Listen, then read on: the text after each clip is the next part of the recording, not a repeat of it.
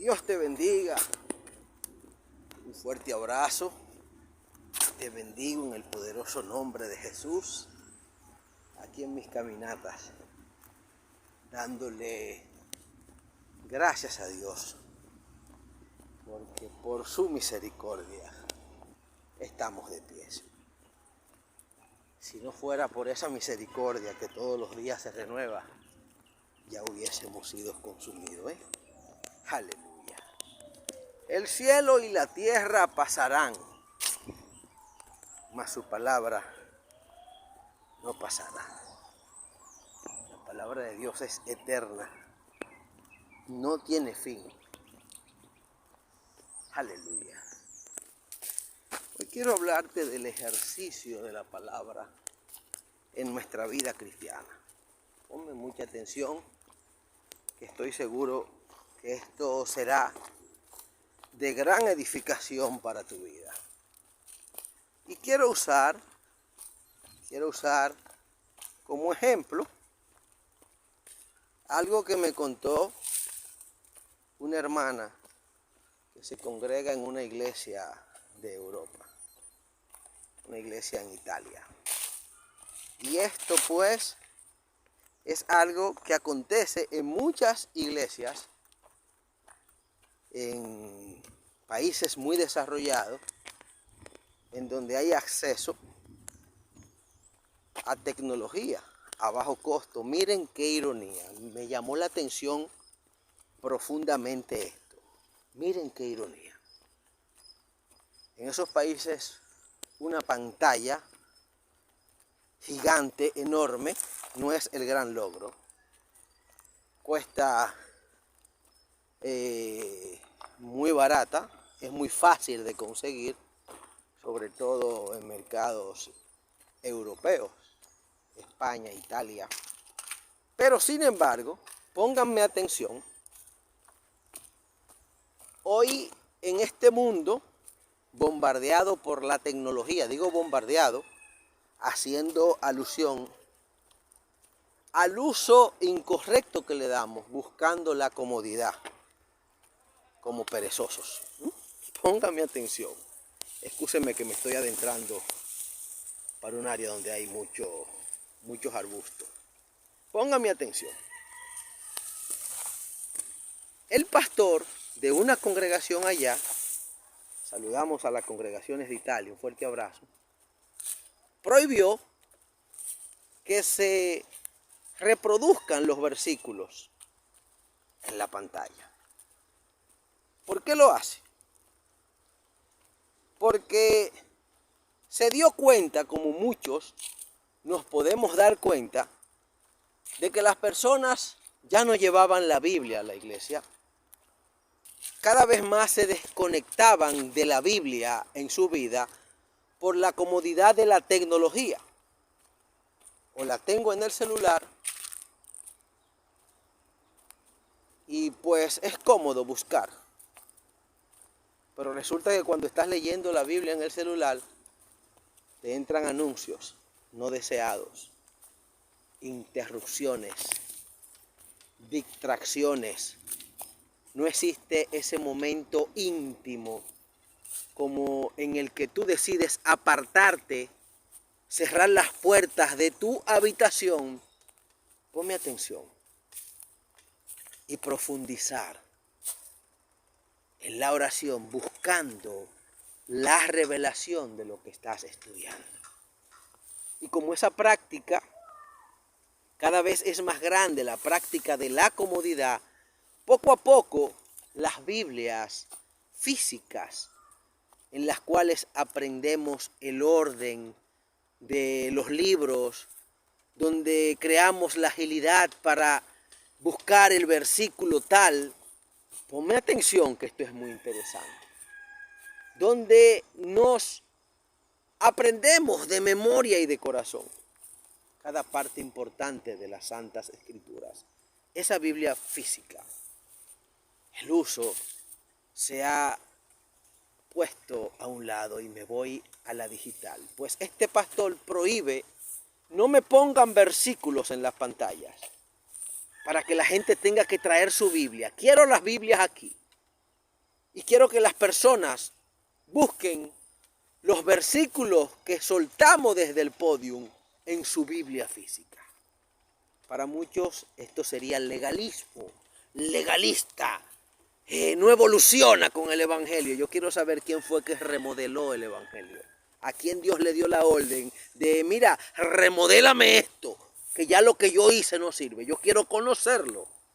Y sé que también usted quisiera conocer a ese erudito de estos tiempos.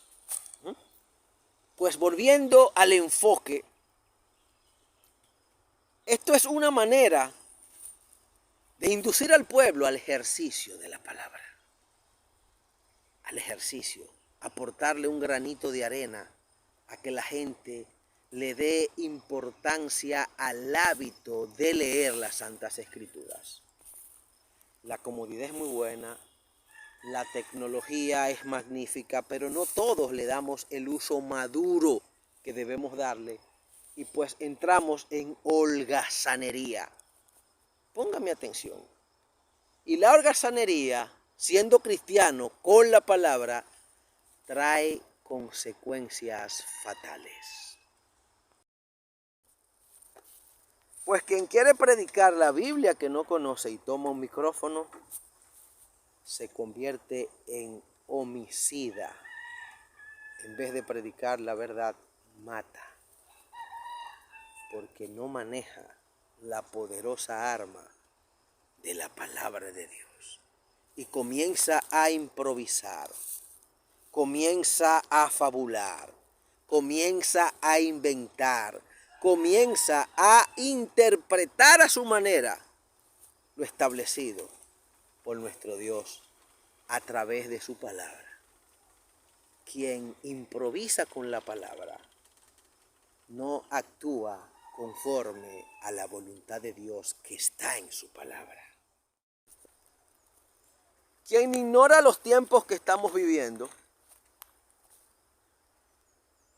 y no quiere entender ni le interesa comprender las maquinaciones perversas del reino de las tinieblas, de las cuales la palabra nos advierte y nos señala a través de las profecías, yo diría que está en Belén con los pastores.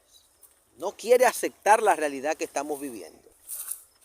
Y todos sabemos qué va a pasar con la tecnología y qué pasaría si de repente desaparecen las Biblias de los celulares. Esto es muy fácil.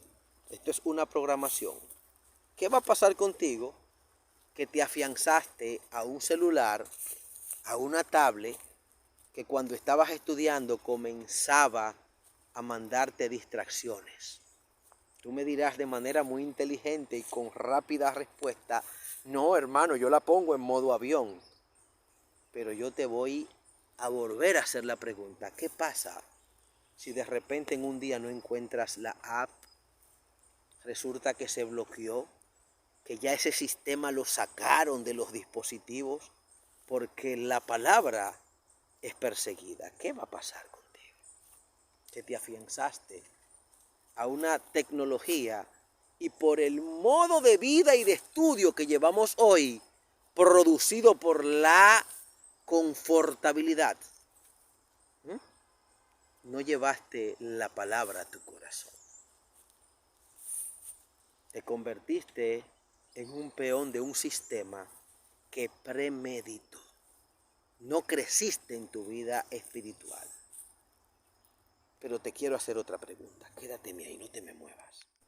¿Qué va a pasar si de repente cuando abras tu app, la Biblia que encuentre no sea la misma? ¿Qué va a pasar? Resulta que la Biblia que encontraste no tiene Apocalipsis, no tiene a Mateo 23, no tiene a Mateo 24. Resulta que la Biblia que encuentras ahora de repente en tu celular apoya lo que fue condenado en Sodoma y Gomorra y otros pecados más que el Señor aborrece. ¿Qué pasa? Si en esa Biblia que de repente puedes encontrar un día, no te habla de las cosas que Dios aborrece y que los que la practican no heredarán el reino de los cielos. ¿Qué pasaría con tu vida? Dime. ¿cómo será tu vida de ahí en adelante? Si no te fortaleciste en el espíritu, en la vida de oración, si fuiste gaseoso, si memorizabas de vez en cuando, si ya no tienes una Biblia física, porque le restaste importancia. ¿Acaso le llamarías legalismo a esta palabra que estás recibiendo? Muchos pastores incitan y llaman a los feligreses a que estudiemos la palabra. Hay que estudiar la palabra, hay que estudiar la palabra, pero indirectamente se promueve el ejercicio, póngame atención, de no usar la Biblia, porque recurrimos a una tecnología que incita al desuso de esta. Nos dejamos adentrar por un sistema, por la comodidad, por la holgazanería, y no llevamos a la grey a practicar con sabiduría e inteligencia, que no soy tan versado. Actuar con sabiduría en el ejercicio de la palabra. Esto es tan solo un ejemplo, porque yo sé que van a aparecer 4 o 5 eruditos con su propia opinión, a usar lógicas humanas para contradecir lo que estoy diciendo. Pero la intención no es contender, la intención es soltar la palabra para que el sabio acoja la corrección. No para discutir con el necio, no. Del necio se encarga el Espíritu Santo, que es quien convence de pecado. Ponme atención. La escasez de la palabra la vemos hoy en las iglesias a través de los mensajes. Mensajes que llaman a sueños, a mi creación, a lo que yo tengo que hacer desde un punto de vista humano, desconectado esto de la voluntad de Dios y del propósito de Dios en nuestra vida. Las personas no hablan de la voluntad de Dios cuando están predicando, si Dios quiere, el propósito de Dios en mi vida, lo que Él diseñó en mí, la conexión a través de la palabra y la revelación por medio de la oración de lo que yo hago aquí, conectándome con lo que Dios puso en mí que yo debía hacer. No, mis sueños, lo que yo quiero crear, lo que yo quiero hacer, el anhelo codicioso de impactar a los demás vendiéndome yo como una celebridad. La falta de la palabra en lo que se le llama el altar, que no es el altar, porque Dios no habita en templos hechos por manos de hombre. El altar debemos ser primero nosotros. ¿Me entienden los entendidos? Valga la redundancia. El anhelo de destacarme me hace indirectamente competir. Me hace buscar posiciones. Me hace querer brillar. Y quien actúa en estos caminos no conoce la palabra, no interpreta la palabra, le está dando a la palabra, lo poco que lee de la palabra, una interpretación personal. No es una persona que evidencia vida de oración, no es una persona que evidencia vida de consagración, de entrega y de sumisión. Estoy hablando bien profundo. Pero lo que quiero destacar es el que puedan ver qué provoca una sencilla desconexión que entra a través de un hábito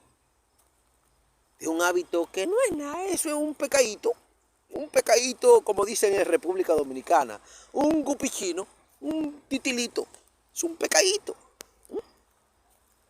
Pero ese pecadito se va alimentando de ese hábito y poco hasta que se convierte en la ballena que te traga. ¡Wow! Ya no es un pecadito, es una ballena que te tragó, ¿no? Por ese hábito. Por la forma de quererle dar a la palabra de Dios lo que yo anhelo como persona que habita en un cuerpo pecaminoso y que siente la necesidad de alimentar el ego, no de resaltar a Cristo.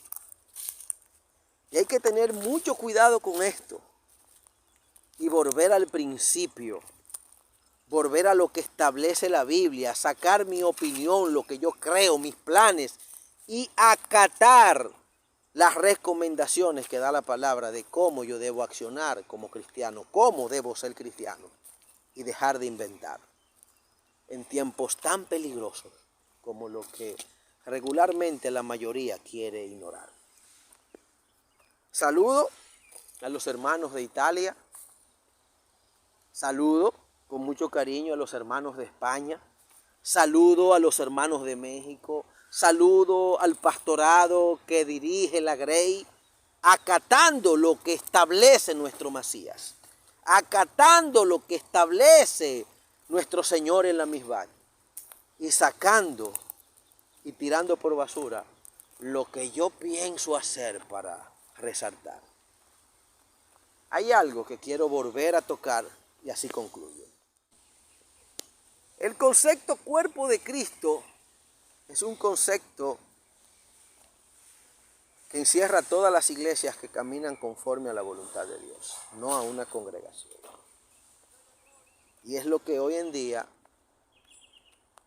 ha primado en cuanto a la unidad como cuerpo de Cristo. Cuando hablamos de cuerpo de Cristo, no es mi iglesia solamente. Cuerpo de Cristo somos todas las iglesias que caminamos conforme a la palabra, y en todas las iglesias donde exista uno que esté débil, todas las demás iglesias deben fortalecerlo. Eso que han querido introducir de manera sutil como mi comida, tu comida, la comida de él, no es bíblico.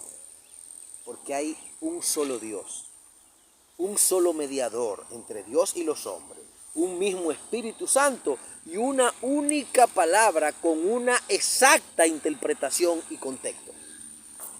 Eso de que mi palabra, mi comida, la tuya, déjame decirte que si tú crees que caminas en la revelación correcta y te encierras y no iluminas a tus hermanos que tú entiendes que están en oscuridad, te hace hipócrita y te van a pedir cuenta por eso. Ese particularismo de que yo sí y tú no, no es bíblico. No es bíblico. Y no me venga a hablar de revelaciones extrañas, de cabalá que tú mismo no entiendes y de artilugios y artimañas del error, con astucia y con don de convencimiento humano. No me hables de eso. Hábleme de la unidad en Cristo como cuerpo de Cristo. Hábleme del amor manifiesto hacia el prójimo. Hábleme de menguar yo para que Cristo crezca. Pero hábleme de esto en profundidad, no de manera superficial, para tratar de convencer y luego no modelar lo que predico. Porque por eso nuestro Mesías aborrecía a los nicolaitas y nos mandaba a escuchar lo que ellos están diciendo, porque ellos te están hablando de la Torá, pero no los imite, porque no le están cumpliendo, están haciendo contrario a lo que predican. Póngame atención. Y por eso yo quiero llamar a la iglesia a caminar con sensatez, predicando la palabra como tal y dejando las divisiones y los desacuerdos y las desavenencias. Porque Dios no está preparando residenciales diferentes para poner a diferentes concilios o a diferentes nombres de iglesia. Dejen ya de ser piedra de tropiezo y acaten lo que la palabra establece y entiendan que la obra tiene un dueño y que nosotros somos herramientas. Porque ¿saben lo que ustedes están provocando? Que muchos tropiecen. Cada cual le quiere dar a la palabra una interpretación personal, a su conveniencia, a favor de su liderazgo, que se desconecta de la visión y del propósito que Dios tiene con la iglesia en sentido general. Se desconecta, ¿por qué? Por esos anhelos y esa codicia de resaltar yo, de ser distinto, de ser diferente, pues entonces tú no tienes ningún amor hacia el prójimo. Cuando a ti no te interesa fortalecer a la iglesia de Cristo, en sentido general, se congregan en otras partes y llevarlo al nivel de revelación que tú supuestamente tienes. ¿Acaso está dividido Cristo? Y para terminar, nunca antes como ahora, en los tiempos que vienen, estos tiempos que vienen no, que ya llegaron, nunca antes como ahora se va a necesitar de la unidad bíblica para que podamos sobrevivir. Y busca de ejemplo a la iglesia primitiva. Enfócate en los ejemplos de cómo ellos se trataban, cómo cuando uno estaba preso, los demás se hacían cargo de su familia. Cómo cuando la iglesia de tal lugar se enteraba de que fulano en tal lugar estaba preso, cómo acudía a su ayuda, a su rescate, que va a ser la única manera bíblica en la que se va a poder resistir. Va a ser la única manera bíblica en la que se resistirá los tiempos que nos están tocando vivir. Los que salen de ese enfoque bíblico, lamentablemente se le van a tener que postrar a un sistema y aceptar sus reglas y hasta dejarse sellar de lo que usted sabe que es. Así que deje ya las fábulas, las aspiraciones particularistas fuera del contexto bíblico y comience a caminar bajo la realidad de lo que estamos viviendo, de lo profético que ya llegó, que ya está aquí.